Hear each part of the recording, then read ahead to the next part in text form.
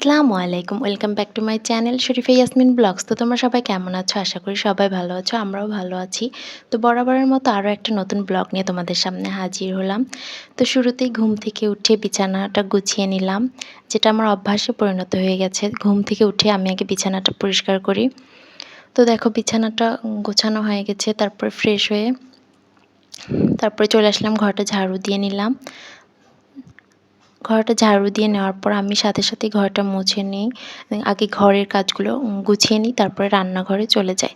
তো দেখো আমার ঘর মোছাও কমপ্লিট। তো তারপরে আগের দিন কিছু মাছ এনেছিল, তো ওগুলো ফ্রিজে ছিল, তো ওগুলো কেটে নিলাম, তারপরে ধুয়ে নিচ্ছি।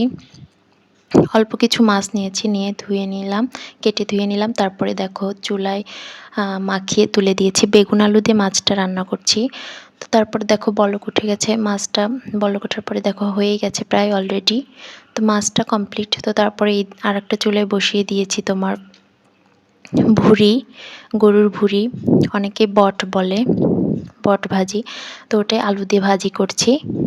তো এটাও হওয়ার মধ্যেই, এটা খেতে অনেক ভালো লাগে, রুটি দিয়ে, পরোটা দিয়ে, সব কিছু দিয়ে ভালো লাগে।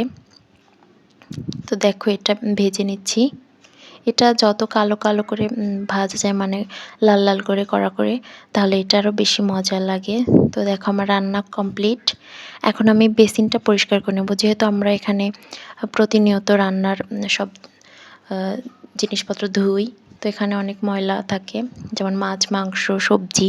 তো এটা অবশ্যই আমাদের থালা বাসন, এটা অবশ্যই আমাদের পরিষ্কার পরিচ্ছন্ন রাখা উচিত। এটাতে অনেক জীবাণু থাকতে পারে। তো চলো এটা পরিষ্কার করে নিলাম। আসলে গুছিয়ে কাজ করলে দেখো কত সুন্দর এখন পরিষ্কার হয়ে গেল, আবার তার সাথে সাথে মনটাও ভালো হয়ে যায়। তো তারপরে দেখো চুলাটা পরিষ্কার করে নিচ্ছি। আসলে আমি প্রত্যেক দিনই এইভাবে তোমার কাজগুলো গুছিয়ে করি, তাতে আমার সময়টা অনেক কম লাগে এবং পরে আমি রেস্ট করতে পারি। তো দেখো চুলাটা আমি পরিষ্কার করে নিচ্ছি।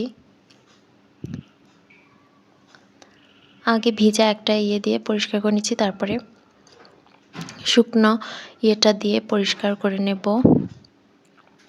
তো তোমাদের এই পর্যন্ত ভিডিওটা যদি ভালো লেগে থাকে তো অবশ্যই একটা লাইক করবে এবং চ্যানেলটা সাবস্ক্রাইব করে দেবে এবং পাশে থাকা বেল আইকনটি ক্লিক করে দেবে, তাতে করে আমি ভিডিও ছাড়ার সাথে সাথে তোমাদের নোটিফিকেশনে চলে যাবে। তো দেখো চুলাটা পরিষ্কার করে নিচ্ছি। আসলে প্রতিদিনই কাজ আমাদের করতে হবে, তাহলে আমরা যদি কাজটা গুছিয়ে রাখি তাহলে আমাদের কাজটা কিন্তু অনেক সহজ হয়ে যায়, আর কাজগুলো তোমাদের করতেও অনেক ভালো লাগবে, বোর লাগবে না। যে কত কাজ গুছিয়ে করলে দেখবে অনেক সহজ। আসলে আমিও এটাই আগে ভাবতাম যে কত কাজ, কিন্তু এখন বুঝে গেছি যে কাজগুলো কিভাবে করতে হবে, তাহলে ভালো লাগবে, গুছিয়েও করা যাবে। তো তারপরে দেখো চুলাটা পরিষ্কার করার পর দেখলাম যে মশলার বাটিটা একটু নোংরা হয়েছে, তো এটাও পরিষ্কার করে নিচ্ছি। আমি সব জিনিসপত্রগুলি অল্প অল্প নোংরা হলে পরিষ্কার করে নিই, তাতে করে আমার কষ্টটা কম হয়। মানে অল্প পরিষ্কার করলেই জিনিসটা চকচকে হয়ে যায়। তো দেখো মশলার বাটিটাও সব পরিষ্কার করে ধুয়ে নিলাম। আসলে সুন্দর জিনিস কার না ভালো লাগে। তো দেখো এটাও পরিষ্কার হয়ে গেল। তারপর দেখলাম বেসিনটা একটু হয়ে গেছে ময়লা। তো যেহেতু এখানে সবাই হাত ধোয়া হয়, ড্রয়িং রুমের বেসিন, তো দেখো এখানে সব পরিষ্কার করে নিলাম। বেসিনটাতে আসলে ময়লা হতেই থাকে, দেখবে যে সাদা কালার তো ময়লাটা তাড়াতাড়ি বোঝা যায়। তো ময়লা হওয়ার আগে যদি পরিষ্কার করা যায় তাহলে কষ্টটা কম হয়। সবাই এখানে হাত ধোয়া হয়। তো দেখো বেসিনটাও পরিষ্কার করে নিলাম। তারপরে ফিল্টারে পানি ভরবো, সেজন্য ফিল্টারটাও পরিষ্কার করে নিলাম। তারপরে চলে গেলাম র্যাকের কাছে, রান্নাঘরের যে জিনিসগুলো একটু কম লাগে সেই জিনিসগুলো র্যাকের মধ্যে রেখেছি। তো এগুলো প্রত্যেকদিন আমি হালকা করে মুছে নিই, তাতে করে ধুলা জমে না। তো র্যাকটাও সুন্দর করে পরিষ্কার করে নিলাম।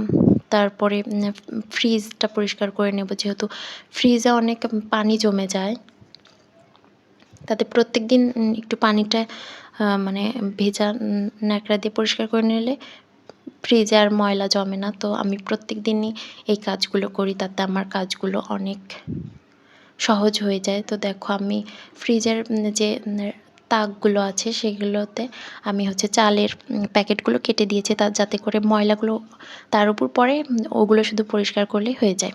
তো দেখো আমি ফ্রিজগুলোর তাকগুলো পরিষ্কার করে নিচ্ছি। আর এই ড্রয়ারে আমি হচ্ছে সবসময় শাকসবজিগুলো রাখি। আর এইগুলোতে দেখো দুই তাকে আমি হচ্ছে ডিম রাখি, নিচের তাকে আমি মশলা রাখি, আর এইগুলোতে আমি আচার, খেজুর এই টাইপের সব কিছু রাখি। তো আমার ভিডিওটা তোমাদের কেমন লাগলো অবশ্যই কিন্তু কমেন্ট করে জানাবে এবং আমার চ্যানেলটা অবশ্যই সাবস্ক্রাইব করে দেবে। আসসালামু আলাইকুম।